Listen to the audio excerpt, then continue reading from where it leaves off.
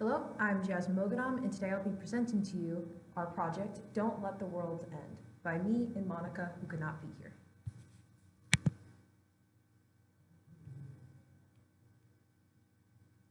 Our premise. So, this is a game that's sort of similar to Kahoot. It would be played in a classroom setting, and it would help kids learn about an effective way of being environmentalists. So students would play as energy investment corporations, looking for different energy resources, investing money in them to make a profit. They must make the goal for the game to win is making $1 million in 5 years. Each turn is a year, so that means 5 turns, so it's a fairly quick game to play. They may invest in different types of energy, from petroleum, natural gas, to solar, and much more. Every 2 rounds, they will vote on a bill. So there's a bit of a political side to this, where they can all choose to vote on maybe a new tax break for people using certain types of resources, or deregulations and all sorts of stuff like that. Their choices may increase or decrease pollution. And the main goal is they cannot let the world burn. Now, before I get into what that means, as ominous as that is, let's talk about getting money. These are all investment corporations after all.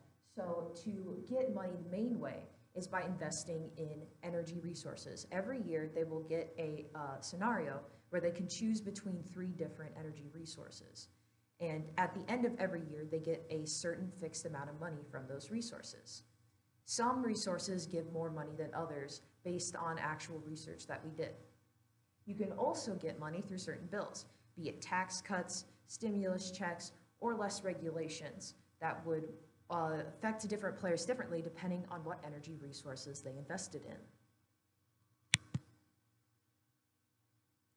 And now to that big bad, pollution.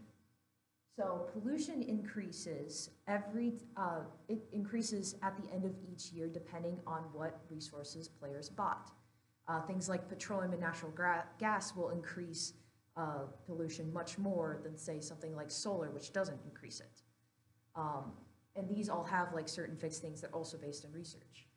Certain bills, like the aforementioned regulation bill, can increase pollution. And even investing in new energy. No matter what kind of energy it is, there is going to be a pollution cost, be it solar panels or windmills. You are going to have some pollution just by creating the new renewable energy. So some resource, just like the yearly pollution thing, generate more pollution than others.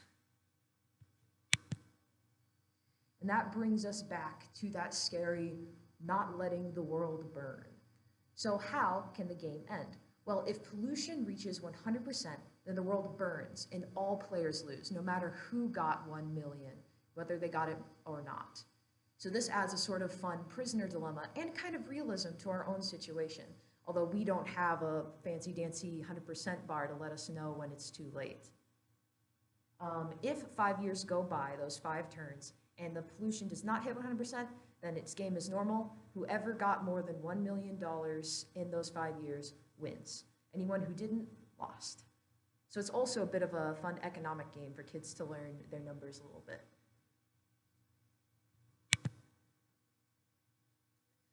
Our goal with this is to there's been a very wide push that we can stop climate change by turning off our lights, by changing our cars to electric, which all do help.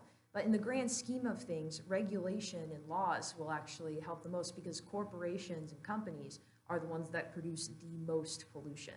So this idea sort of gets into kids' heads that, hey, not only can you do stuff in your own community to help reduce pollution, but also you can do your civic duty as a voter to vote for certain regulations and for people who will fight for those regulations.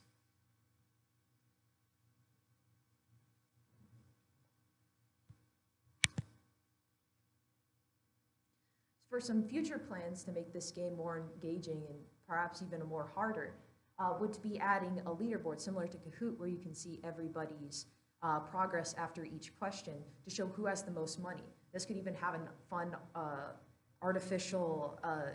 could represent an artificial sort of greed in a way that's sort of realistic to what we have in the real world. Also, we want to create more events. I'll show you those after the slide, but just more events that are just sort of fun flavor text while you're buying energy resources.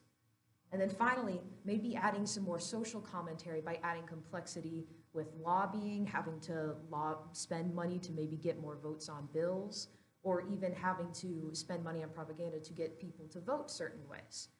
Not just in our sort of, in our game, only corporations can vote, which isn't very realistic, but it's sort of a fun thing to think about.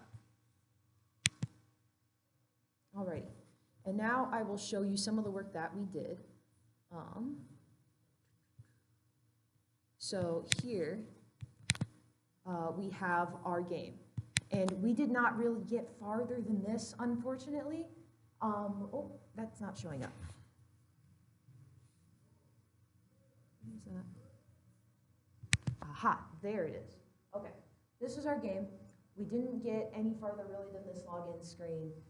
There are some complications between trying to set up the back end and the front end, but the back end we spent the most of the time on. The front end has some really nice screens like this, but right now you're just kind of stuck at the login page. The idea is sort of similar to Kahoot and Jackbox, where you have a room code, you have a name, and then you can either create a room or join a room with that. And then to sort of show what more of our ideas were, I go there. We have this whole doc for all of the events and plans that we had. So for here, you can see like just some basic text that you would get, some fun other things, but mainly like different types of bills, donate to environmentally friendly nonprofits, government rolls out tax break when companies use solar energy, all sorts of different events. And also the yearly events, which are, this is like the buying specific things, so like petroleum, wind power, nuclear energy, and that giving you money and also producing pollution. And then finally, we also have at this bottom section, the bills. I know the bills were up there. Yeah, the bills. Yeah.